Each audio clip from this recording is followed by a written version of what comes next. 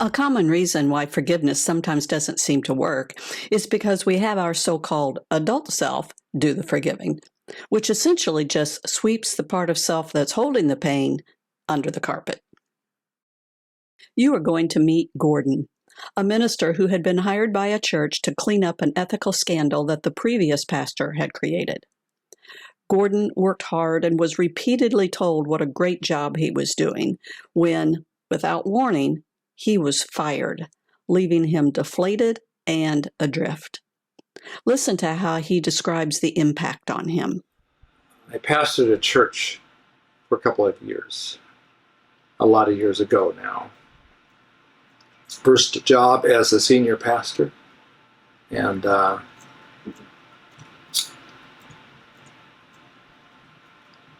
still hard, even though it's been many years ago. The hardest part was I gave everything I had, plus about 25%, was basically lied to and left by the side of the road as dead meat. And we ended up feeling like we were Kleenex that could be used and just thrown aside. We had not done anything wrong, but somehow we got stuck with the blame and left alone. But that is what I felt, was totally betrayed by people that said they loved me, but they didn't get what they wanted, so they were done with me. I felt very, very betrayed. You might be surprised at how many forgiveness issues surround work problems caused by unfair administrative actions taken against an employee, like what happened to Gordon. Being falsely accused or made to be the scapegoat for a company or a government's mistake can embitter people. Gordon says that he suffered an insidious soul injury that haunted him for years. At the Soul Injury Leadership Institute, he says he learned how the wrong part of self had been doing the forgiveness work. Here's what Gordon wrote.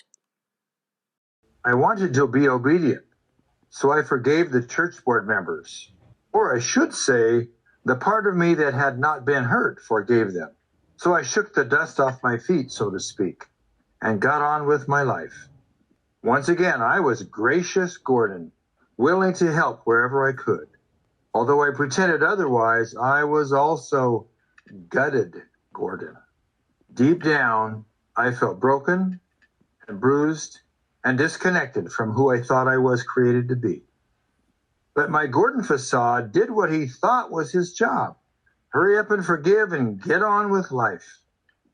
Pastor Gordon was able to do this because he was not really feeling most of the pain. I didn't want to be gutted, so I ignored that scattered piece of hurt self, pushed it into unconsciousness. Little did I realize that the part of me that had been gutted was the part that had the authority to forgive. How different it was when I learned how to be real with my pain and let my real self do the work of forgiving. There's a famous writing about forgiveness by Mother Teresa. Listen to what she says, because this is what Gordon learned how to do. People are often unreasonable, irrational, and self-centered. Forgive them anyway. If you are kind, people may accuse you of selfish, ulterior motives. Be kind anyway. If you are successful, you'll win some unfaithful friends and some genuine enemies. Succeed anyway. If you are honest and sincere, people may deceive you. Be honest and sincere anyway. What you spend years creating, others could destroy overnight. Create anyway. If you find serenity and happiness, some may be jealous. Be happy anyway. The good you do today will often be forgotten. do good anyway. Give the best you have, and it will never be enough. Give your best anyway. In the final analysis, it's between you and God. It was never between you and them anyway.